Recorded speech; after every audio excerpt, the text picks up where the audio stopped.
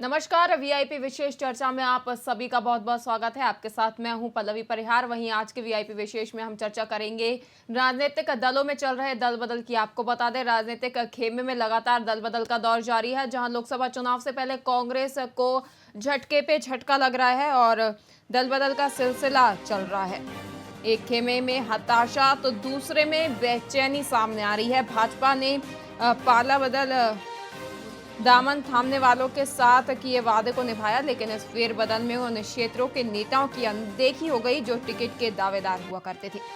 खुद के संगठन पर पार्टियां ध्यान नहीं दे पा रही हैं और एक बड़ी राजनीतिक पार्टी जो कि कांग्रेस कहलाती है, उसके कार्यकर्ता लगातार इस्तीफा देकर बीजेपी में शामिल हो रहे हैं। वहीं इससे बीजेपी का कुनबा लगातार बढ़ता जा रहा है और कहीं ना कहीं ये देखा जा रहा है कि इससे कांग्रेस कमजोर साबित हो रही है। कांग्रेस के कई बड़े नेता बीजेपी में शामिल हो रहे हैं। पार्टियों में दल बदल का सिलसिला लगातार जारी है। देश में विपक्ष कमजोर हो रहा है। पार्टियों का गठबंधन पर फोकस है, लेकिन संगठन पर ही ध्यान नहीं है। खुद के संगठन पर पार्टियां ध्यान नहीं दे पा रही हैं, जिसके चलते पार्टी के कार्यकर्ता, मंत्री और दिग्गज नेता पार्टी छोड़कर दूसरी पार्टियों में शामिल हो रहे हैं, जिसका खामियाजा कहीं ना कहीं पार्टी को आगामी लोकसभा चुनाव में देखने को मिल सकता है। वहीं इसका नुकसान कहीं ना कहीं जिस पार्टी का कुनबा लगातार बढ़ रहा है उसको भी है, क्योंकि यदि अगर सभी कार्यकर्ता और बड़ी तादाद में कार्यकर्ता किसी पार्टी में शामिल हो जाते हैं तो उनके पद का ख्याल पार्टी कैसे रखेगी।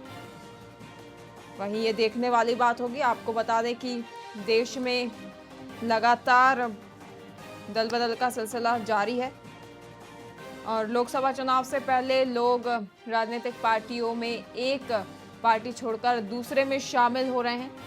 बड़ी तादाद में लोग दूसरी पार्टियों की सदस्यता ग्रहण कर रहे हैं।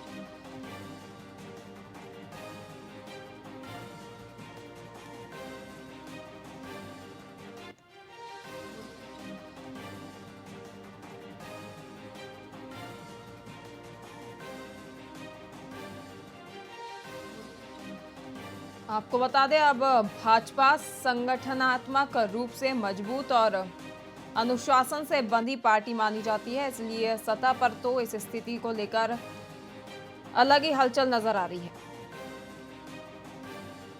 वहीं जहां पर बीजेपी के नेता कुछ दिनों पहले दावा करते थे कि कांग्रेस से बड़ी तादाद में लोग उनके संपर्क में हैं और कांग्रेस उनके इस बयान को केवल एक बयान कहकर टाल देती थी, लेकिन अब देखने को मिल रहा है कि कहीं ना कहीं बीजेपी का ये बयान सच साबित हो रहा है और कांग्रेस के कई बड़े दिग्गज नेता बीजेपी में शामिल हो रहे हैं, जिसका नतीजा कहीं ना कहीं कांग्रेस को भुगतना पड़ सकता है।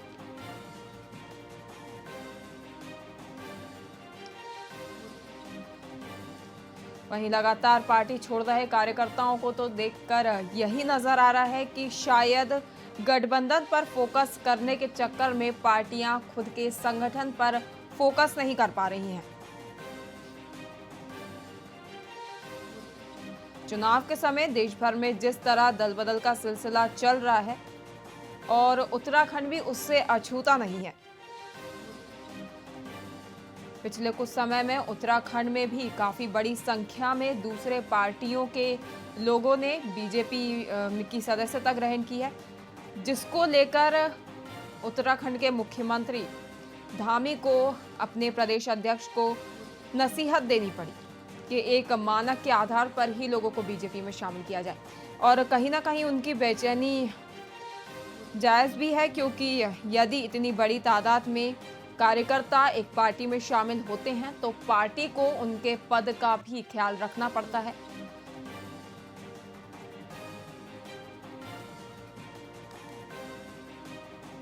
वहीं अब देखना ये होगा कि पार्टी में इस दल बदल के सिलसिले का किसको कितना खामियाजा भुगतना पड़ सकता है।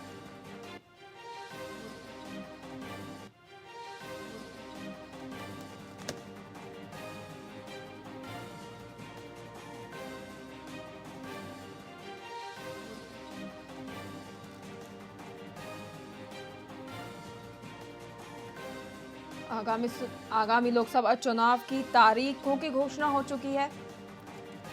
कुछ ही दिनों में पहले चरण का मतदान हो जाएगा। उसके बावजूद भी लगातार राजनीतिक पार्टियों में फेरबदल का दौर लगातार जारी है। लोग एक पार्टी से इस्तीफा देकर दूसरी पार्टी में शामिल हो रहे हैं और इसमें सबसे ज्यादा संख्या कांग्रेस में रही है, जहां कांग्रेस छोड़कर लोग बीजेपी में शामिल हुए हैं। वहीं इसका नुकसान शायद कांग्रेस को कहीं ना कहीं इस लोकसभा चुनाव में देखने को मिले। हालांकि कांग्रेस और बाकी पार्टियों ने गठबंधन तो तैयार कर लिया है, लेकिन जिस तरह से उनके कार्यकर्ता पार्टी को छोड़ने का काम कर रहे हैं, इस तरह से उनके संगठन पर कई तरह के सवालिया निशान खड़े हो जाते हैं।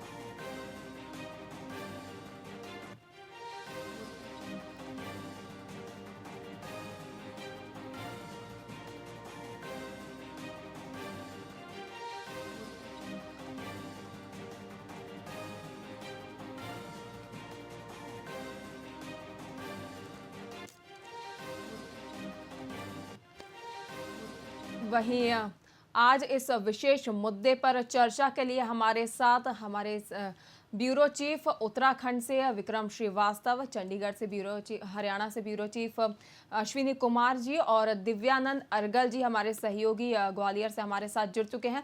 वहीं मैं आप सभी से चर्चा करना चाहूंगी कि जिस तरह से राजनीतिक पार्टियों में फेरबदल का दौर जारी है और कहीं ना कहीं इसमें सबसे बड़ी संख्या कांग्रेस पार्टी की शामिल है। कांग्रेस से कई बड़े नेता कांग्रेस की सदस्यता छोड़कर बीजेपी में शामिल हो रहे हैं, तो इस पर आपका क्या कुछ कहना है? मेरा सवाल विक्रम जी से है। देखिए, बिल्कुल जाहिर सी बात है, जिस तरह की तस्वीरें दिखाई दे रही हैं उसमें सबसे ज्यादा जो नेता है वो कांग्रेस पार्टी के हैं जो बीजेपी में शामिल हुए। और जिस तरह से आपने अभी जिक्र करा था कि उत्तराखंड के मुख्यमंत्री को अपने प्रदेश अध्यक्ष को कहना पड़ा कि पार्टी में शामिल करने वाले जो नेता हैं उनका एक क्राइटेरिया तय करना होगा, क्योंकि देखिए सबसे बड़ी जो मुसीबत है वो जो क्षेत्रीय चुनाव है, नगर निकाय के चुनाव है, उसमें जो है वो पार्टी को बड़ी संख्या में विरोध का सामना करना पड़ेगा। क्योंकि देखिए नेता शामिल, कार्यकर्ता शामिल नहीं हो रहे, नेता शामिल हो रहे हैं। और नेता कोई भी शामिल होता है तो अपने समर्थकों के तौर पर अपने जो जान पहचान के लोग होते हैं या फिर जो उनसे जुड़े हुए लोग होते हैं उनको लेकर के आते हैं और पार्टी में ज्वाइन करते हैं। और जो भी नेता ज्वाइन करता है, जाहिर सी बात है वो कार्यकर्ता के रूप में झंडा उठा करके घूमने वाला नेता नहीं होता है। वो जिस भी जाता है जहां उसे प्रॉफिट लगता है कि यहाँ पर उसको जो है चाहे विधानसभा की सीट हो या फिर नगर निकाय की सीट हो, उसको कोई ना कोई लाभ अगर दिख रहा होता है तो उस हिसाब से जो है वो नेता पार्टी शिफ्ट करता है। देखिए, दो तरह के नेता पार्टी शिफ्ट करते हुए इस वक्त दिखाई दे रहे हैं। एक वो नेता है जिनके ऊपर कोई ना कोई आरोप लगा हुआ है, मामला कोर्ट में चल रहा है या फिर उनको कोई नोटिस जारी हुआ है, वो सत्तारूढ़ दल के साथ जुड़ रहे हैं। और यही वजह है कि जिस तरह से जब ईडी का संबंध यहाँ के जो कैबिनेट मंत्री रहे हैं और कद्दावर नेता हरीश रावत सरकार को तोड़ने में अहम भूमिका उनकी थी, वो कांग्रेस पार्टी में भाजपा में आए और वहां पर कैबिनेट मंत्री बने, उसको पुनः जो है वो कांग्रेस में लैंड कर गए।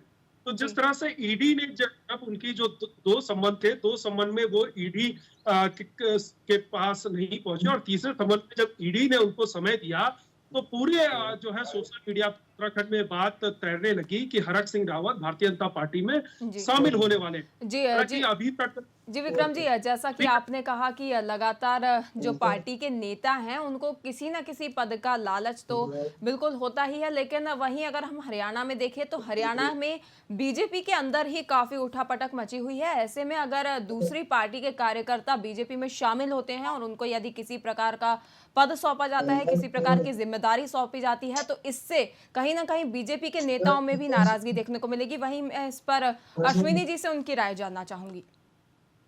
बिल्कुल, मैं आपको बताना चाहूंगा लोकसभा चुनाव के अंदर हरियाणा की 10 लोकसभा सीटों में से 5 ऐसे भाजपा के प्रत्याशी हैं जो कहीं ना कहीं कांग्रेस बैकग्राउंड के हैं और कहीं ना कहीं वो कांग्रेस से उनका पुराने समय में नहाता रहा है। जी। और विपक्ष भी लगातार आरोप लगा रहा है कि भारतीय जनता पार्टी कांग्रेस के नेताओं को पार्टी में लाकर उनके बलबूते पर चुनाव जीत रही है, और इसी कारण ही कहीं ना कहीं उनके नेतृत्व पर ये सवाल लगातार उठ रहे हैं कि भारतीय जनता पार्टी के पास हरियाणा में काबिल उम्मीदवार नहीं है, जिसके बदौलत वो कहीं ना कहीं कांग्रेस नेताओं पर अपना भाग्य आजमाना चाहती है।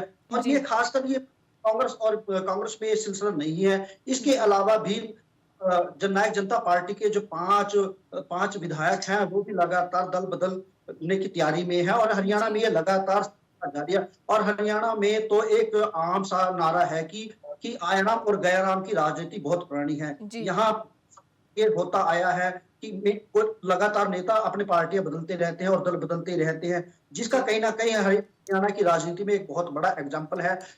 फिलहाल आपको मैं बताना चाहूंगा कि हरियाणा में ये कोई नया क्रम नहीं है, लगातार पार्टियों में लोकसभा के चुनाव से पहले लगातार ये सिलसिला जारी है, क्योंकि हरियाणा में विधानसभा का चुनाव अक्टूबर में है। तो उसके मद्देनजर ये जो गति है दल बदल की, ये लगातार तेज हो रही है। जिन लोगों की राजनीतिक महत्वाकांक्षा दूसरे दलों में पूरी नहीं हो रही है, वे कहीं ना कहीं अपनी महत्वाकांक्षाओं को भाजपा में अपनाकर जा रहे हैं। जी अश्विनी जी, ये तो सवाल हो गया हरियाणा में पार्टी को लेकर, लेकिन वहीं अगर हम बात करें मध्य प्रदेश की, तो दिव्यानंद जी मैं जानना चाहूंगी कि मध्य प्रदेश में भी लगातार कई अलग अलग पार्टियों के कार्यकर्ता मंत्री बीजेपी में शामिल हो रहे हैं, तो इस पर आपका क्या कुछ कहना है? जी, मैं आपको बता दूं, जैसे जैसे लोकसभा चुनाव की वोटिंग नजदीक आती जा रही है, वैसे वैसे दल बदल का दौर लगातार जारी है। यही मैं आपको बता दूं कि निरंतर लोग विपक्षी दल, चाहे वो कांग्रेस की बात करें, चाहे बीएसपी की बात करें, सपा की बात करें, निरंतर मध्य प्रदेश में दल बदल का दौर लगातार जारी है। लोग बीजेपी में शामिल होते जा रहे हैं। हालांकि मैं आपको बता दूं, कुछ नेता अपने स्वार्थ को लेकर शामिल हो रहे हैं, चाहे वो टिकट की लालसा को लेकर हो या फिर किसी और लालसा को लेकर हो। दिन ब दिन ये दौर लगातार जारी है। वहीं विपक्ष पूरी तरीके से इस वजह से घबराया हुआ है कि लगातार लोग बीजेपी में शामिल होते जा रहे हैं। वहीं बीजेपी की तरफ से लोग कहना है पार्टी के नेताओं का कि जो भी लोग शामिल हो रहे हैं वो सिर्फ बीजेपी की जो भी नीतियां हैं, चाहे मोदी सरकार की जो भी लाभार्थी योजना है, उनको लेकर लोग शामिल हो रहे हैं। जी वही मेरा अगला सवाल विक्रम जी से है। विक्रम जी, जिस तरह के बयान बीजेपी की ओर से दिए जाते हैं कि कांग्रेस में केवल भ्रष्ट लोग ही मौजूद हैं, लेकिन फिर उसी के बाद कांग्रेस के ही लोग बीजेपी में शामिल होते हैं, तो इस पर आपका क्या कहना है? देखिए, मुझे हंसी आती है क्योंकि मैं उस उत्तराखंड राज्य से आता हूँ जहां पर पहली निर्वाचित सरकार थी, उसके भ्रष्टाचार की बात को कहते हुए फिर भारतीय जनता पार्टी सत्ता में आई, और यहाँ पर भ्रष्टाचार जो है मुद्दा रहता है, लेकिन भ्रष्टाचार जो है एक भ्रष्टाचार के तौर पर देखा जा रहा है। क्योंकि देखिए, जिस तरह से प्रधानमंत्री नरेंद्र मोदी जो मंच से बात कहते हैं कि भ्रष्टाचारी उनके तप को सहन नहीं कर सकते, और उनके जो पार्टी के लोग हैं और वहां पर वो शामिल होते हैं, और फिर उसके बाद वो जो है वो डिप्टी सीएम बन जाते हैं। उत्तराखंड के अंदर कई ऐसे मिनिस्टर हैं जो कांग्रेस पार्टी से आते हैं, और जब वो कांग्रेस में थे तब यही भारतीय जनता पार्टी के लोग उन्हें भ्रष्टाचारी की बात कहते थे। खुद नरेंद्र मोदी से जिस वक्त कांग्रेस सरकार थी और उस वक्त के जो तत्कालीन मुख्यमंत्री थे विजय बहुगुणा, उनको आपदा को लेकर के तमाम जो है भारतीय जनता पार्टी के नेताओं ने उन पर निशाना भ्रष्टाचार को लेकर के साधा। उनके जो पुत्र हैं उन्हें आय से अधिक संपत्ति को लेकर के नेता प्रतिपक्ष जो केंद्रीय रक्षा राज्य मंत्री हैं अजय भट्ट, वो लगातार प्रेस कॉन्फ्रेंस करते रहे। पॉली हाउस घोटाले को लेकर अजय भट्ट जब नेता प्रतिपक्ष थे तो सतपाल महाराज के ऊपर तमाम आरोप वो लगाते थे। अब वो सारे लोग जो है वो उनकी पार्टी में है। तो कहीं ना कहीं देखिए, भ्रष्टाचार को लेकर के जिस तरह की बातें की जाती हैं, जिस तरह का जीरो टॉलरेंस का जिक्र किया जाता है, ऐसा दिखाई नहीं देता है। देखिए, नेताओं के भाषण सुनते सुनते अब एक तरह से कान से पक गए हैं। उनका एक रटा रटाया बयान होता है, जो उनको ऊपर से है वही बात वो नीचे डिलीवर्ड करते हैं। देखिए, ऐसी बात है, भ्रष्टाचार को कोई बर्दाश्त नहीं करेगा, लेकिन भ्रष्टाचार की बात करते हैं, और अभी तक किसी भी भ्रष्टाचार को लेकर के कोई भी नेता अभी तक यहाँ पर जेल नहीं गया है। देखिए, जिस तरह से पाखरो रेंज को लेकर के हरक सिंह रावत को सम्मान दिया गया है ईडी की तरफ से, जो उनको राहत मिली है, उससे कहीं ना कहीं ऐसा लग रहा है कि कुछ चीजें जो है वो दोनों राजनीतिक दल मिल करके डिसाइड कर रहे हैं। भारतीय जनता पार्टी पावर में है और जिस तरह से हरक सिंह रावत को लेकर के कयास लगाई जा रही थी कि वो हरिद्वार से चुनाव लड़ सकते हैं, लेकिन जैसे ही ईडी का सम्मन आया तो हरक सिंह रावत चुनाव लड़ना तो छोड़िए, वो कांग्रेस कार्यालय में भी नहीं जा रहे हैं। उनकी जो बहू है उन्होंने यहाँ से इस्तीफा दिया कि मैं जो है कांग्रेस पार्टी से इस्तीफा देती हूँ। तो कहीं ना कहीं देखिए, पूरे अगर ओवरऑल चीजों को अगर देखे तो जनता इन बातों को समझ रही है, लेकिन क्या है, विकल्प के तौर पर अगर देखा जाए तो उत्तराखंड के अंदर दो ही राजनीतिक दल है, लेकिन जिस तरह से 2 सीटों पर खास करके जो टिहरी लोकसभा सीट है वहां पर जो निर्दलीय प्रत्याशी हैं बॉबी पवार, यानी कि जो बेरोजगार संघ के अध्यक्ष हैं, और जिस तरह से देहरादून के अंदर एक ऐसी विशाल रैली हुई थी, इतना आक्रोश लोगों के अंदर दिखाई दिया था जिस वक्त राजधानी में युवा यहाँ पर इकट्ठा बेरोजगार संघ के आह्वान पर। तो कहीं ना कहीं देखिए, एक बड़ी टक्कर जो है निर्दलीय प्रत्याशी के तौर पर बेरोजगार युवा संघ के जो अध्यक्ष है उनको मिल रहा है। और इससे अंदाजा आप लगा सकते हैं कि रोजगार की जो स्थिति है, जो बातें मंच से की जा रही हैं, जो दावे किए जा रहे हैं, उसमें कहीं ना कहीं दावों में जो हकीकत है वो धरातल पर दिखाई नहीं दे रही है। और यही कारण है कि लगातार टिहरी में उन्हें जन समर्थन जो है वो मिल रहा है। लोगों का कई सारे ऐसे लोग हैं जो खुद स्वयं खुल करके सामने आ रहे हैं, समर्थन कर रहे हैं, फाइनेंशियल समर्थन कर रहे हैं, चाहे वो मतदान स्थान। जैसा कि अभी आपने कहा कि जनता का समर्थन लोगों को मिल रहा है या जिस भी चीज़ के लिए राजनीतिक पार्टियां रैली कर रही हैं, लेकिन मेरा अगला सवाल ये है कि यदि बीजेपी में किसी भी पार्टी के नेता आते हैं, उनको जनता कितना भी पसंद करे, लेकिन जनता एक पार्टी का विरोध कर रही है, जैसे हरियाणा में देखा जाए तो जनता बीजेपी का विरोध कर रही है, उसके किसी कार्यकर्ता का नहीं, क्योंकि केंद्र में बीजेपी की सरकार है और केंद्र की तरफ से जो काले कानून, किसानों का ऐसा कहना है कि उनके लिए काले कानून जो लाए गए हैं उसके लिए कोई कार्य नहीं किया जा रहा है, तो बीजेपी के खिलाफ उनका गुस्सा फूट रहा है। तो अगर कोई भी कार्यकर्ता बीजेपी में आ जाते हैं तो वो तो बीजेपी के ही कार्यकर्ता होंगे। ऐसे में बीजेपी में आए कार्यकर्ताओं का लाभ बीजेपी को कैसे मिलेगा? मेरा सवाल अश्विनी जी से है।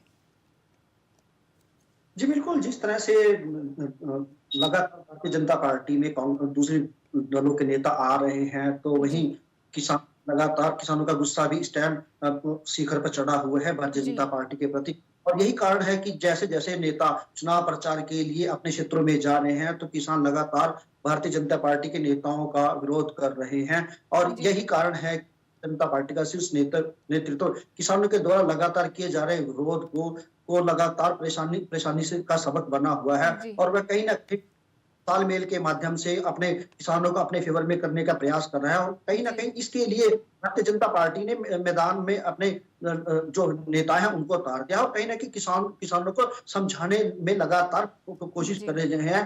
कहीं ना कहीं किसान फिर भी लगातार भारतीय जनता पार्टी के नेताओं को गाँव में घुसने नहीं दे रहे हैं, लगातार उनको काले दिखा रहे हैं, लगातार उनका विरोध कर रहे हैं, जिससे कि चुनाव प्रचार प्रसार भारतीय जनता पार्टी पर पूरी तरह से प्रभावित हो रहा है। जी अश्विनी जी, जैसा कि मैंने अभी आपसे कहा कि वही मेरा सवाल दिव्यानंद जी से है। दिव्यानंद जी, आपको क्या लगता है कि यदि दूसरे खेमे में से बीजेपी में नेता आएंगे तो क्या जनता उन पर भरोसा जता पाएगी और जनता उनको मतदान करेगी?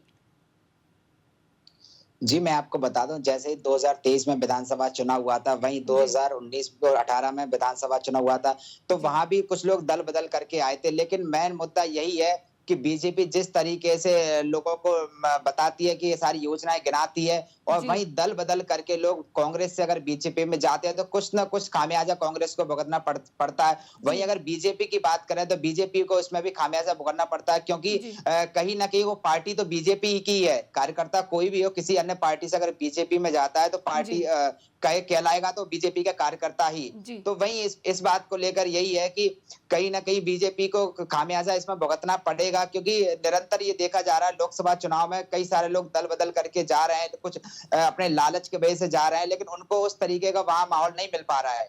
जी जी दिव्यांजन जी, जैसा कि आपने कहा कि इसका खामियाजा बीजेपी को भुगतना पड़ेगा, तो खामियाजा तो कहीं ना कहीं कांग्रेस को भी भुगतना पड़ेगा, क्योंकि आगामी लोकसभा चुनाव नजदीक हैं और कहीं देखा जाए तो कांग्रेस का ज्यादा ध्यान गठबंधन पर है। तो क्या वो अपने संगठन पर ही ध्यान नहीं दे पा रहे हैं, जिसके चलते कार्यकर्ता उनकी पार्टी छोड़कर लगातार दूसरी पार्टियों में शामिल हो रहे हैं?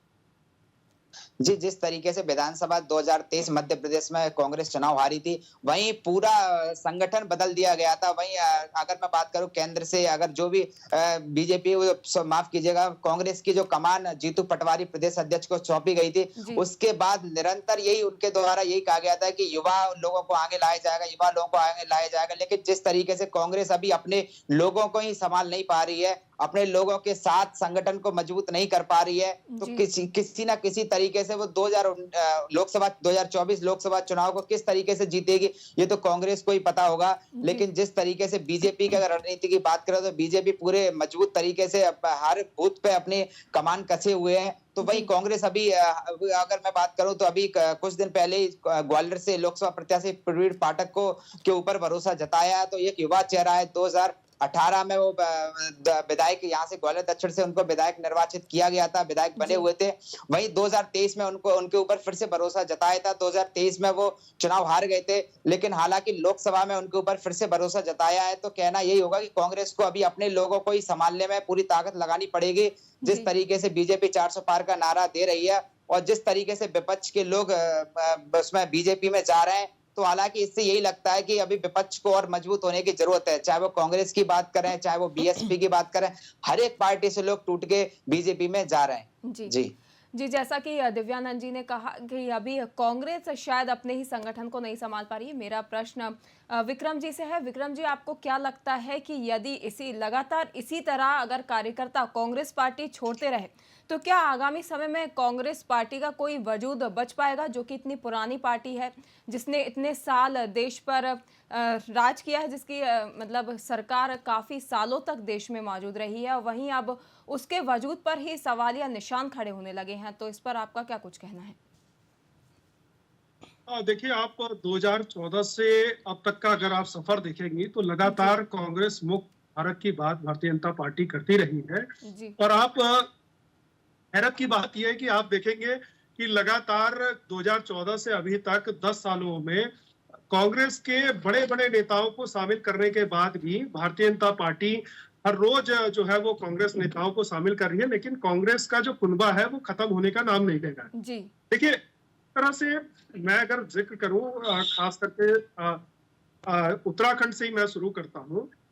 जो बड़े हैं जो भारतीय जनता पार्टी में शामिल हो रहे हैं, चाहे वो यहाँ से बद्रीनाथ विधायक हो राजेंद्र भंडारी, चाहे वो दिनेश अग्रवाल जो यहाँ के पूर्व कैबिनेट मंत्री रहे, 3 साल लगातार जो है वो विधायक रहे और कैबिनेट मंत्री रहे, वो भारतीय जनता पार्टी में शामिल होते हैं।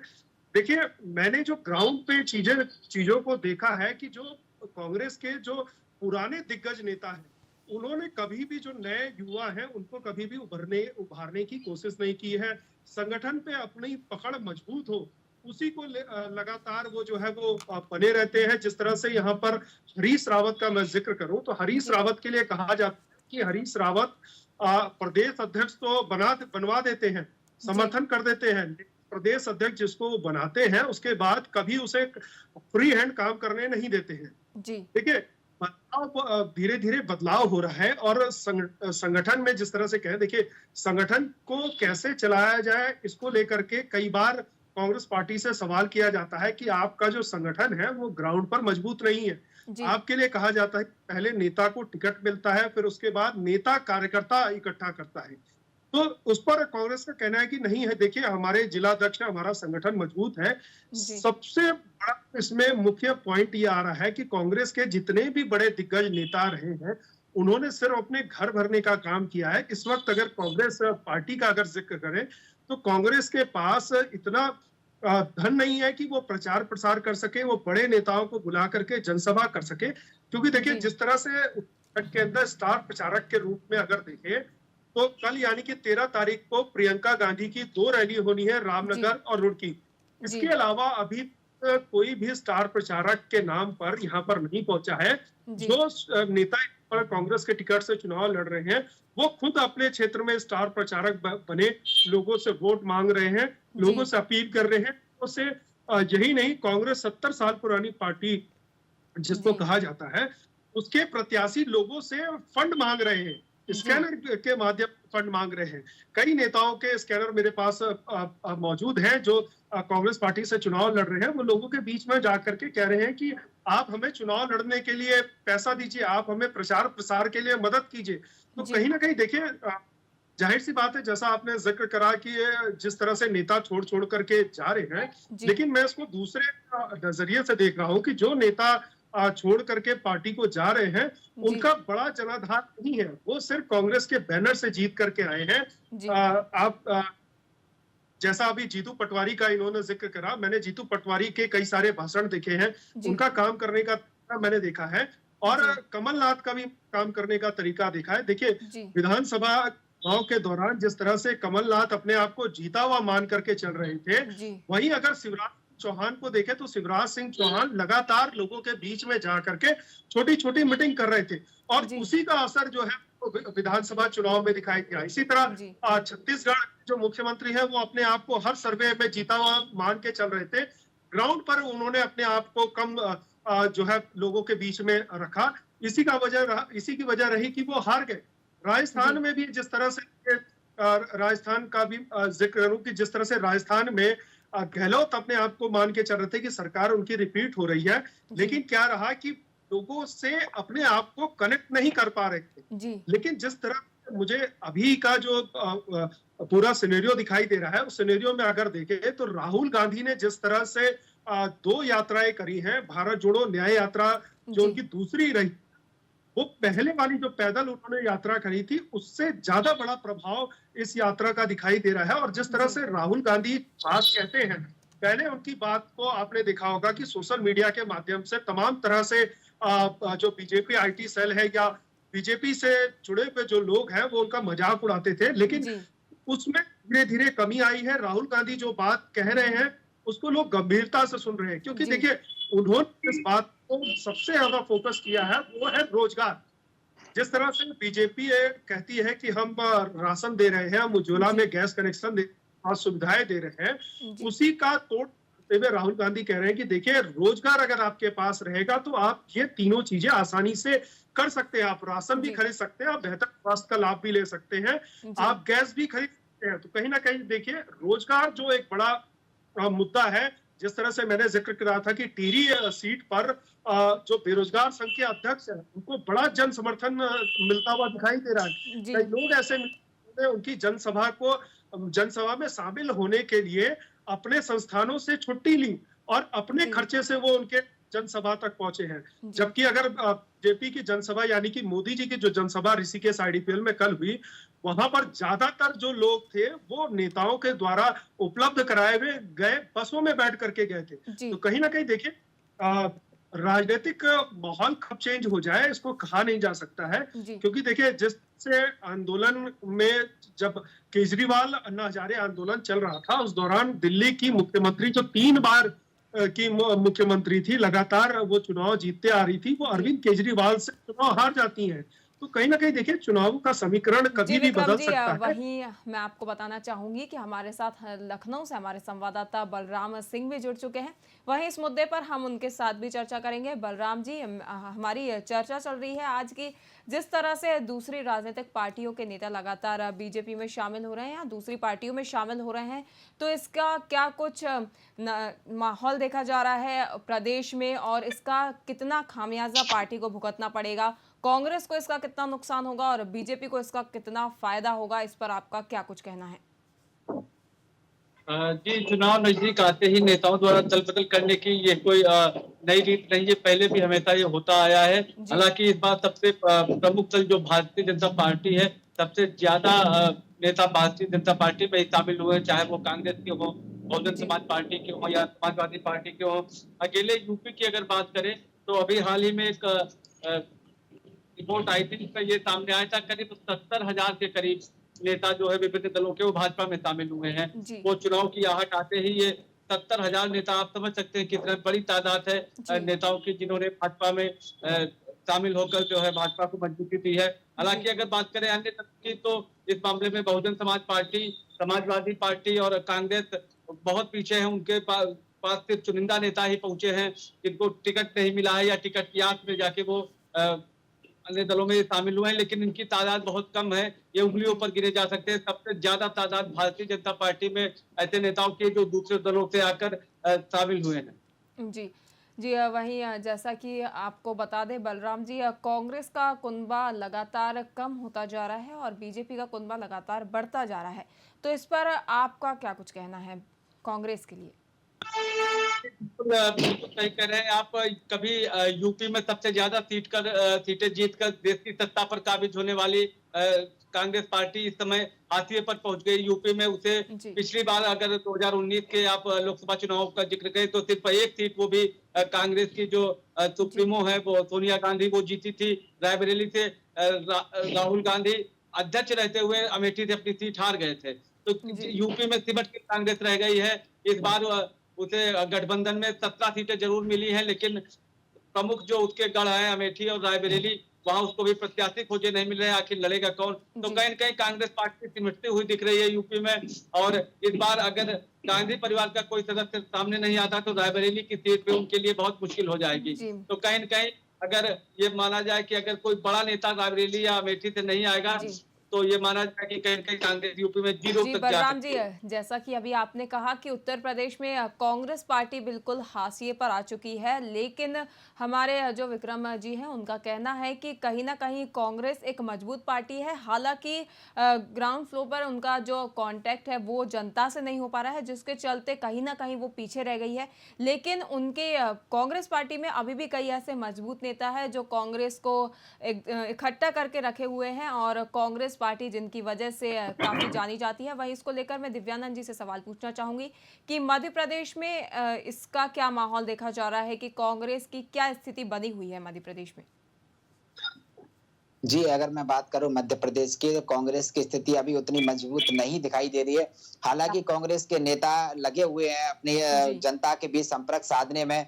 तो वहीं कांग्रेस जिस तरीके से अगर उनके चुनाव की बात करें तो सिर्फ उनके पास वही मुद्दा है कि रोजगार, क्योंकि बीजेपी जिस तरीके से लोगों को फ्री राशन, फ्री मुफ्त की बात कर रही है, कहीं ना कहीं ऐसा लगता है कि बीजेपी जनता को विकलांग बनाने की कोशिश कर रही है। तो वही कांग्रेस की अगर बात करें तो कांग्रेस के वरिष्ठ नेता राहुल गांधी का कहना है कि हम रोजगार देंगे और युवाओं को रोजगार के साथ साथ उनको अपने पैरों पर खड़ा होना भी बताएंगे। और जिस तरीके से महिलाओं को 1 साल में 1 लाख रुपए देने का उन्होंने वादा किया, तो जिस तरीके से कांग्रेस की जो भी नीति है वो जनता तक पहुंचाने की कोशिश की जा रही है कांग्रेस के नेताओं के द्वारा। और जिस तरीके से कांग्रेस में युवाओं के ऊपर ज्यादा जोर दिया जा रहा है, जिस तरीके से, क्योंकि युवा द्वारा अगर उनको युवाओं की पकड़ अगर मजबूत होगी तो, हालांकि ऐसा उनका मानना है कि जिस घर में युवा अगर हमारे साथ होंगे तो उस घर के लोग भी हमारे साथ होंगे। जी, दिव्यानंद जी ने जिस प्रकार अभी कहा कि जो बीजेपी है वो लोगों को मुफ्त राशन दे रही है, बहनों को पैसे दे रही है मंथली, वहीं इस पर मैं हमारे अश्विनी जी से पूछना चाहूंगी कि अश्विनी जी, जिस प्रकार का बीजेपी ने अपनी योजनाएं चलाई हैं वैसा ही कुछ कांग्रेस ने भी अपने घोषणा पत्र में ऐलान किया है। घोषणा पत्र में भी महिलाओं के लिए सालाना 1 लाख से ज्यादा रुपए देने की घोषणा की गई है। तो ये चीज महिलाओं के लिए क्यों? क्या महिला सशक्त नहीं हो सकती? क्या महिलाएं रोजगार नहीं पा सकती, या उनमें इतनी काबिलियत नहीं है कि वो किसी प्रकार की नौकरी नहीं कर सकती, या सिर्फ वो सरकार के जो मुफ्त में पैसे देती है मंथली या ईयरली उसी पर डिपेंड है? बिल्कुल, जिस तरह से आपने बताया कि कहीं ना कहीं महिलाओं को आज भी कमजोर माना जाता है और महिलाओं को चुनावी में शामिल किया जाता है, उसी के मद्देनजर कहीं ना कहीं राजनीतिक दल हमेशा ही अपने चुनावी घोषणा पत्र में महिलाओं को सशक्ति करने के बारे में हमेशा ही घोषणाएं करते हैं। लेकिन जैसे चुनाव जीत जाते हैं फिर ये मुद्दे हवाई हो जाते हैं। हमेशा से ही महिलाओं को अलग से रिजर्वेशन 33% रिजर्वेशन देने की बात भी कही जाती है, लेकिन कहीं ना कहीं फिर के मुद्दे गायब हो जाते हैं। और ये है कि लगातार राजनीतिक पार्टियां हर समाज के हर वर्ग को ध्यान में रखते ऊपर साधते हुए अपने घोषणा पत्र में कहीं ना कहीं उनको इकट्ठा करने के लिए ये इस प्रकार की घोषणाएं करती रहती है। जी अश्विनी जी, मैं पूछना चाहूंगी कि जो हरियाणा में है, हरियाणा में अगर देखा जाए तो लगातार बीजेपी का विरोध किया जा रहा है, लेकिन क्या आपको ऐसा देखने को मिल रहा है कि हरियाणा में किसी ऐसे व्यक्ति ने बीजेपी ज्वाइन कर ली हो जिसके समर्थन में जनता जा रही हो? जी, हरियाणा में जो अभी तेज गति नहीं पकड़ रहा है। भारतीय जनता पार्टी के अलावा दूसरे दल अभी लगातार मीटिंगों के दौर में है। केवल भारतीय जनता पार्टी है जिनकी लगातार रैलियां हो रही है और मुख्यमंत्री के साथ-साथ पूर्व मुख्यमंत्री भी लगातार रैलियों में उसमें रैलियां कर रहे हैं और जनताओं को भारतीय जनता पार्टी के पिछले 9.5 साल में जो कार्य है उनके बारे में बताया जा रहा है। जी। भारतीय जनता पार्टी के दूसरे राजनीतिक दल अभी भी असमंजस में है और वो लगातार चिंतन मंथन कर रहे हैं और कहीं न कहीं अपने प्रत्याशियों को भी मैदान में नहीं उतार रहे हैं। ये कहना अभी जी। जल्दबाजी होगा कि मतदाता किसकी तरफ ज्यादा आकर्षित हो रहे हैं या लोग जी। किसकी तरफ बढ़। जी। जी। जी, अश्विनी जी, अब हमारे साथ मैं दुर्गेश हमारे साथ दुर्गेश गाजरी भी हमारे editor in resident editor Haryana से हमारे साथ जुड़ चुके हैं। दुर्गेश जी, मैं आपसे पूछना चाहूँगी कि जिस तरह सभी राजनीतिक पार्टियों में दल बदल का सिलसिला लगातार जारी है और कांग्रेस छोड़कर अब बीजेपी में लोग काफ़ी बड़ी संख्या में शामिल हो रहे हैं, तो इस पर आपका क्या कुछ कहना है? देखिए, जो कांग्रेस पार्टी है उसको बहुत ज्यादा संख्या में जो नेतागण हैं वो छोड़-छोड़कर दूसरी पार्टियों का दामन पकड़ रहे हैं। जी। अगर पंजाब की बात करूं तो पंजाब में लुधियाना से रवनीत बिट्टू, पटियाला से अगर बात करूं महारानी परनीत कौर और जालंधर से आम आदमी पार्टी छोड़कर आए सुशील रिंकू, जिनका अगर मैं बात करूं वो भी उनका पास्ट भी कहीं ना कहीं कांग्रेस से संबंधित था। वो तीनों नेता जो हैं पटियाला, लुधियाना और जालंधर, ये तीनों नेता कांग्रेस पार्टी और आम आदमी पार्टी को छोड़कर भारतीय जनता पार्टी का दामन थाम चुके हैं। अगर हरियाणा की बात करें, नवीन जिंदल, स्वित्री जिंदल और बहुत से नेता जो हैं भारतीय जनता पार्टी का रुख कर रहे हैं और बड़े पैमाने पर जो नेता बाहर से आ रहे हैं उनको टिकटें भी दी जा रही हैं। जी। कहीं ना कहीं लोगों को ऐसा लगता है कि आने वाली जो सरकार है, जो नेतागण है खासकर, जी। कि कहीं ना कहीं भारतीय जनता पार्टी की सरकार बनने वाली है। पर ये तो वैसे भविष्य ही बताएगा कि 4 जून को पता चलेगा किसकी सरकार बनती है। जी, पर जो बिल्कुल। नेतागण है जो पार्टी के, जी। तो वो समझ रहे हैं कि कांग्रेस पार्टी में उनका भविष्य नहीं बचा है। जी। इसी वजह से वो अपना जो है कांग्रेस पार्टी का साथ छोड़ रहे हैं जी। और भारतीय जनता पार्टी का मन पकड़ रहे हैं। जी। जी। जी दुर्गेश जी, जैसा कि अभी आपने कहा कि जो कार्यकर्ता कांग्रेस पार्टी छोड़ रहे हैं उनको कहीं ना कहीं ये लग रहा है कि उनका भविष्य अब कांग्रेस में नहीं बचा है, लेकिन मेरा सवाल जो कि मैंने अभी हमारे साथ जो गेस्ट जुड़े हुए हैं उनसे भी यही किया था कि अगर सभी जो भी कार्यकर्ता बीजेपी में शामिल हुए हैं, बीजेपी अगर सभी के पदों का ख्याल रखेगी तो जो कार्यकर्ता पहले से बीजेपी के हैं, जो पहले से बीजेपी के सदस्य रहे हैं, उनको बीजेपी कैसे टेकल करेगी या बीजेपी का क्या कदम होगा इसको लेकर, और सभी लोगों को तो बीजेपी उचित पद वितरित नहीं कर सकती, तो इस पर आपका क्या कहना है? देखिए, जो भारतीय जनता पार्टी जिन लोगों ने आज तक बचा कर रखी थी, मैं पंजाब की खासकर बात करूं, क्योंकि पंजाब में बहुत ज्यादा जनाधार नहीं है भारतीय जनता पार्टी का, जी। तो कहीं ना कहीं जो पार्टी है वो उनके साथ न्याय नहीं कर रही जी। तो बाहर से जितने भी आ रहे हैं, अगर हम बात करें 2022 के विधानसभा चुनाव थे, उनमें भी जो पार्टी कार्यकर्ता थे उनको अनगोला किया गया, उनको टिकटें नहीं दी गई और जो दूसरी पार्टियों से लोग शामिल होकर आए थे उनको टिकटें दे दी गई। इसी तरह इस बार भी जो सभा चुनाव है उसमें हो रहा है। अब होशियारपुर सीट की बात करूं तो होशियारपुर में भी पंजाब के जो पूर्व डीजीपी हैं इकबाल प्रीत सोहता को टिकट देने की बात हो रही है।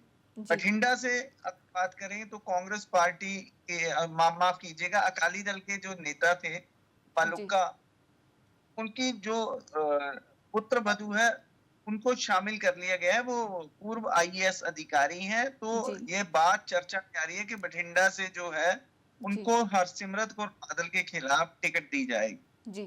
तो कहीं ना कहीं जो भारतीय जनता पार्टी के बेसिक कार्यकर्ता हैं वो उनमें अंदर भीतर तो काफी निराशा है, पर बाहर वो ये कहते हुए नजर आते हैं कि पार्टी जो फैसला करेगी उसका समर्थन करेंगे, क्योंकि भारतीय पार्टी एक अनुशासनात्मक पार्टी है, वो एक परिवार की पार्टी नहीं है। तो भीतर है जो कुछ भी हो, पर बाहर ये दिखाने का प्रयास किया जा रहा है कि भारतीय जनता पार्टी एक। जी।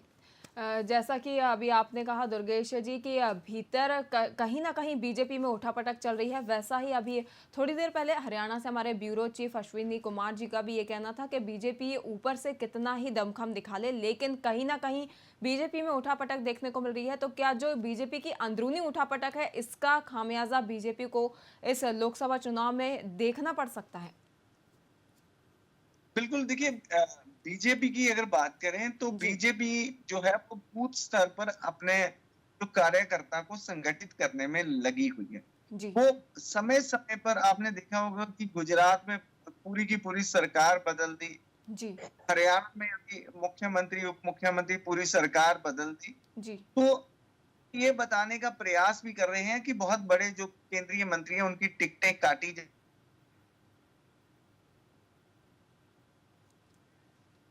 जी। इस तरीके से भारतीय जनता पार्टी जो अक्सर दिखाने का प्रयास करती है, तो किसी को भी अनुशासन तोड़ने का अधिकार नहीं है। जो भी अनुशासन तोड़ता है तो पार्टी उसे बाहर का रास्ता दिखा देती है।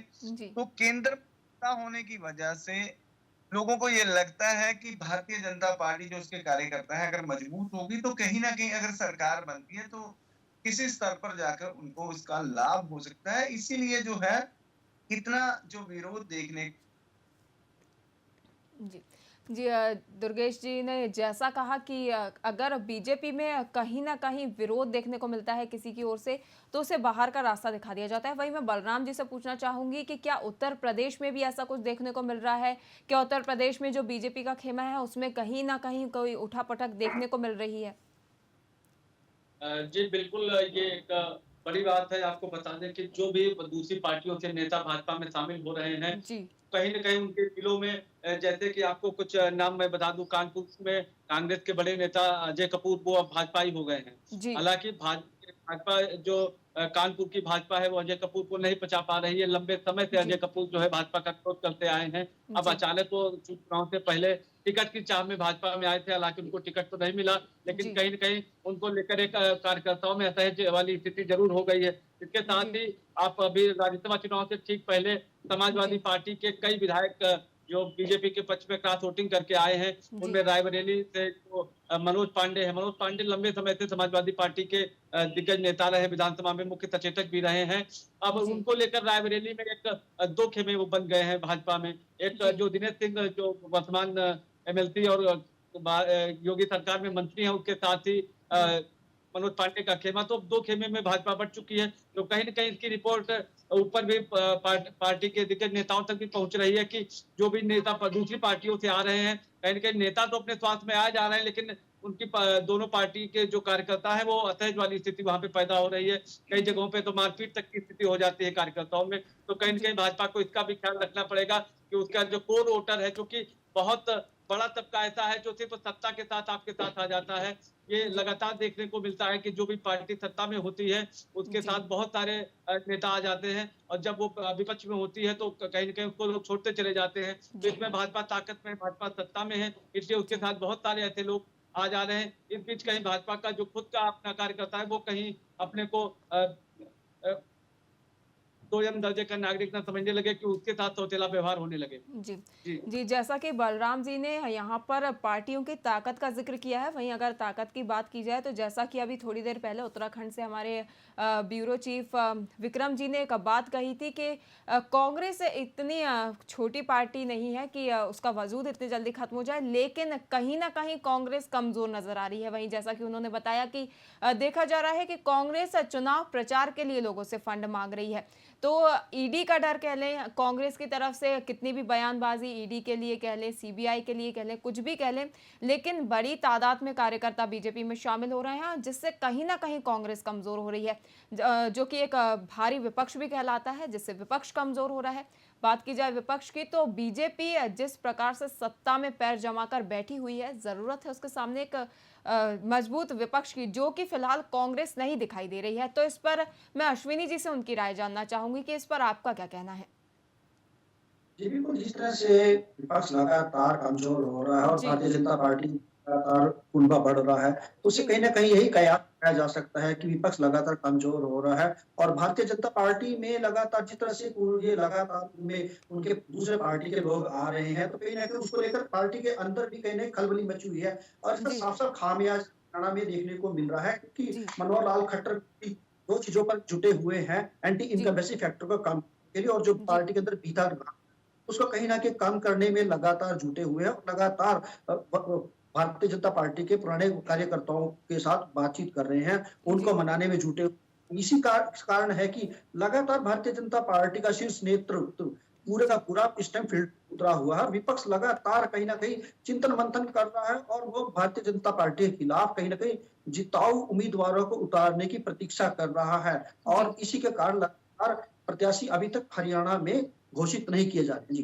जी जी अश्विनी जी, मेरा सवाल ये है कि विपक्ष में ऐसी कौन सी कमी है जो विपक्ष को एक मजबूत विपक्ष होने से रोकता है? ऐसा कौन सा मुद्दा है जो विपक्ष को उठाना चाहिए मजबूती के साथ, लेकिन कहीं ना कहीं विपक्ष, कोई भी पार्टी हो, वो उसमें पीछे रह रही है? जिस तरह से लगातार पिछले कई दिनों से सरकार की तरफ से कार्रवाई, ईडी की तरफ से कार्रवाई की जा रही है, दूसरी एजेंसियों के द्वारा की जा रही है, तो कहीं ना कहीं विपक्ष उन चीजों पर डरा हुआ है। और इसका दूसरा कारण यह है कि कुछ राजनीतिक लोग हैं जो अपनी महत्वाकांक्षा के कारण खुलकर विपक्ष की भूमिका नहीं निभा रहे हैं, और कहीं ना कहीं अपनी पार्टी को छोड़ने का मन बना चुके हैं। यही कारण है कि लगातार विपक्ष कमजोर हो रहा है और सरकार के खिलाफ लगातार हिचकिचा रहा है। जी जी वही मेरा सवाल दुर्गेश जी से है। दुर्गेश जी, जैसा कि अभी अश्विनी जी ने कहा कि विपक्ष कहीं ना कहीं ईडी और सीबीआई से डरा हुआ है, तो मेरा सवाल आपसे है कि आपको ये लगता है कि विपक्ष ईडी और सीबीआई से डरा हुआ है? वहीं मेरा ये भी सवाल है कि क्या विपक्ष को सुप्रीम कोर्ट पर भरोसा बिल्कुल नहीं बचा है? क्या पूरी तरह से विपक्ष ने हथियार अपने सत्ता पक्ष के सामने डाल दिए हैं? देखिए, मैं आपको एक डायलॉग राहुल गांधी जी का याद कराना चाहता हूँ कि वो अक्सर यही बोलते हैं, डरो मत। जी, डरने वाला नहीं हूँ। जी, केजरीवाल की बात करें तो वो अक्सर ये कहते नजर आते हैं मोदी जी उनसे डरते हैं। तो विपक्ष जो है वो डरने वाला नहीं है। असल में जो एक विपक्ष की भूमिका होती है, कुछ दिन पहले भी अपनी बात हुई थी, तो मैंने कहा कांग्रेस पार्टी है वो पिछले लगभग 70 साल से ज्यादा समय कांग्रेस पार्टी सत्तारूढ़ पार्टी बनकर रही जी। इस वजह से उनके पास विपक्ष का अनुभव नहीं है जी। अनुभवहीनता की कमी के कारण जो कांग्रेस पार्टी है वो एक प्रॉपर विपक्ष नहीं बन पा रही जी। वो अब भी अपने आप को ऐसा ही समझते हैं जैसे वो सत्ता पे आसीन हो जी। उनको ये समझना पड़ेगा कि अब जो सत्ता के समीकरण बदल चुके हैं जी। अगर उन्होंने प्रॉपर विपक्ष की भूमिका अदा नहीं की तो कभी उन्हें सत्ता हासिल नहीं होगी। देखिए, देश में इतनी महंगाई है, बेरोजगारी है। हमने जब 2014 से पहले भारतीय जनता पार्टी को काम करते देखा है विपक्ष के रूप पर, तो किस तरह जो है प्रदर्शन किए जाते थे, कितने बड़े प्रदर्शन होते थे और लोगों को चीजों को भूलने नहीं दिया जाता था जी। अब कभी राफेल घोटाले की बात होती है, कभी चौकीदार चोर है की बात नारा लगाया जाता है, तो किसी भी चीज को बनाया नहीं जा रहा है। विपक्ष 1 दिन 4 दिन प्रदर्शन करके थक जाता है। तो इसी वजह से जो पक्ष की जो भूमिका विपक्ष को निभानी चाहिए ना, वो निभाने में अभी तक सक्षम नहीं हो पाया है। और आम आदमी पार्टी की बात करें तो जिस दिन से पार्टी का गठन हुआ है उस दिन से पार्टी सत्ता में है जी। तो विपक्ष का अनुभव उनके पास भी नहीं है। तो उनके पास एक अनुभव जरूर है कि मीडिया को कैसे मैनेज करना है, मीडिया में कैसे उड़ानी है। अगर कोई भी बात होती है तो एक हाइपोथेटिकल सिचुएशन क्रिएट कर देते हैं, इल्जाम लगा देते हैं, फिर उसकी इंक्वायरी करानी है नहीं करानी है, सत्ता उनके पास है तो भूल जाते हैं। तो उनको सिर्फ एक ही तरीका आता है कि मीडिया के समक्ष जाके ऐसी ऐसी बातें उठाएं अब जिनका कोई मोल हो या ना। अरविंद केजरीवाल की गिरफ्तारी की ही बात करें तो देखिए कानून ने अपना काम किया है। अरविंद केजरीवाल को नवंबर से जो है वो समन जारी हो रहे थे और अब जाकर उनकी गिरफ्तारी हुई है। तो 5-6 महीने का जो ये समय बीच में गुजरा है, तब ना तो कोई इलेक्शन डिक्लेयर थे, कुछ भी नहीं था। वो एक जो है विक्टिम कार्ड खेलने का अक्सर प्रयास करते हैं। देखिए, अगर कोई घोटाला नहीं है तो उनको डरने की क्या जरूरत है। अगर उन्होंने कोई मनी ट्रेल नहीं है, मीडिया के समक्ष बार बार बोलने की जरूरत नहीं है, न्यायालय के समक्ष बोले तो न्यायालय तुरंत प्रभाव से उन्हें जो है जमानत भी दे सकता है, कुछ भी कर सकता है। वो विक्टिम कार्ड खेलने का प्रयास करते हैं अक्सर। केजरीवाल जो है यही चाहते हैं कि वो ये साबित करने में कहीं ना कहीं कामयाब हो जाए कि केंद्र सरकार उनके साथ धक्का कर रही है और जनता की सपोर्ट को मिल जाए।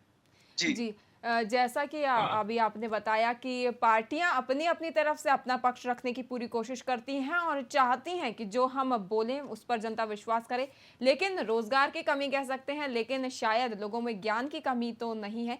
वहीं उसके चलते लोग भी अब एजुकेटेड हो गए हैं और लोगों को पता है किस पर विश्वास करना है, कौन कितना सच्चा है और कौन कितना झूठा है। वहीं हम इसको लेकर बलराम जी से सवाल करेंगे कि बलराम जी, जैसा कि अभी दुर्गेश जी ने कहा कि कहीं ना कहीं कोई अपराधी होता है, उसी के बाद उस पर कार्रवाई की जाती है। उत्तर प्रदेश में देखा जाए तो फिलहाल ऐसा कोई माहौल नहीं है और अभी वहाँ पर बीजेपी के शीर्ष नेतृत्व के दौरे लगातार जारी हैं और लगातार वहां पर चुनाव के प्रचार प्रसार ज्यादा देखे जा रहे हैं और काफी नेता वहां पर सक्रिय हैं। तो फिलहाल उत्तर प्रदेश का माहौल क्या है? जी, यूपी में भाजपा पूरी तरह से चुनावी रंग में रंग चुकी है। अब यहाँ पे आप एक को बता दें, सिर्फ इस समय मौजूदा में सिर्फ भाजपा ही अपने प्रचार करती हुई दिख रही है। भाजपा के बड़े बड़े नेता जो रैलियां कर रहे हैं, दौरे कर रहे हैं। इसके साथ ही अगर विपक्ष की बात करें तो बहुजन समाज पार्टी के नेता जो मायावती के भतीजे आनंद है, उन्होंने एक रैली अभी जरूर पश्चिमी उत्तर प्रदेश में की थी। इसके साथ ही अभी समाजवादी पार्टी और खास तौर पर कांग्रेस की अगर बात करें तो अभी कुछ दिन पहले तो एक चर्चा चल रही थी कि कांग्रेस पार्टी के जो प्रदेश अध्यक्ष है अजय राय, वो खुद भाजपा में शामिल हो सकते हैं। हालांकि अब उन्होंने उसका खंडन कर दिया है, क्योंकि गाजीपुर जो सीट है जहां से मुख्तार अंसारी के भाई अफजल अंसारी सांसद हैं, माना जा रहा था कि उनके खिलाफ जो है भाजपा के प्रत्याशी जो कांग्रेस के प्रदेश अध्यक्ष अजय राय हो सकते हैं। इसकी चर्चा लंबे समय से मीडिया में चल रही थी, हालांकि अब खुलकर उसका खंडन कर दिया है अजय राय ने। तो कहीं न कहीं कांग्रेस पार्टी अभी अपनी उधेड़-बुन में ही फंसी हुई है। उसने भी ना तो अपने प्रत्याशी घोषित किए हैं, तब समाजवादी पार्टी जरूर कहीं कहीं प्रत्याशी घोषित करके, लेकिन चुनाव प्रचार की बात करें तो वो सिर्फ भाजपा कर रही है। भाजपा अपना चुनाव प्रचार भी कर रही है, उसके अपने कैंपेन भी लगातार चल रहे हैं, उस लेवल पर उसके कार्यकर्ता भी काम कर रहे हैं और कहीं न कहीं प्रधानमंत्री नरेंद्र मोदी भी लगातार रैलियां कर रहे हैं, सीएम योगी आदित्यनाथ भी। तो यूपी में तो एक देखा जाए तो सिर्फ अभी भाजपा ही चुनाव मैदान में उतरी है। बाकी पार्टियां भी ऐसी कमरों से बाहर अभी नहीं निकल पाई है। वो तय नहीं कर पाए हैं कि आखिर हम संघर्ष का कौन सा रास्ता ऐसा क्या करें जहां से हम विजय प्राप्त करें, जहां से हम भाजपा को टक्कर दे सके। जी बलराम जी, जैसा कि अभी आपने कहा कि फिलहाल कांग्रेस इतने मजबूत प्रत्याशी अपने घोषित नहीं कर पा रही है और अपनी ही उधेड़-बुन में लगी हुई है। कहीं ऐसा ना हो चुनाव निकल जाए और कांग्रेस अपनी उधेड़-बुन में ही लगी रहे। फिलहाल के लिए इस विशेष चर्चा में इतना ही। आप सभी का हमारे साथ जुड़ने के लिए बहुत बहुत धन्यवाद। आपको बता दें, सभी राजनीतिक पार्टियों में दल बदल का सिलसिला लगातार जारी है, जिस पर अभी हमने खास चर्चा की। वहीं इस पर कई तरह के तथ्य भी सामने आते हैं। किसी को लगता है कि कांग्रेस में रहकर उन्हें वो सेवाएं नहीं मिल पा रही हैं या वे सेवाएं नहीं दे पा रहे हैं जिसके वो हकदार हैं। वहीं इसको लेकर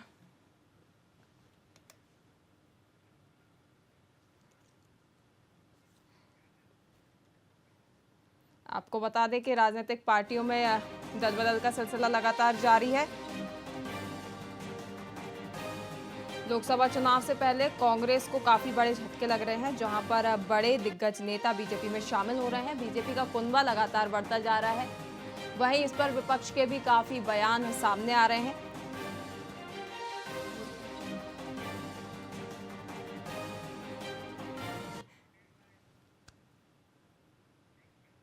आज के लिए वीआईपी विशेष चर्चा में इतना ही। ऐसे और मुद्दों पर चर्चा के लिए देखते रहिए वीआईपी न्यूज़। नमस्कार।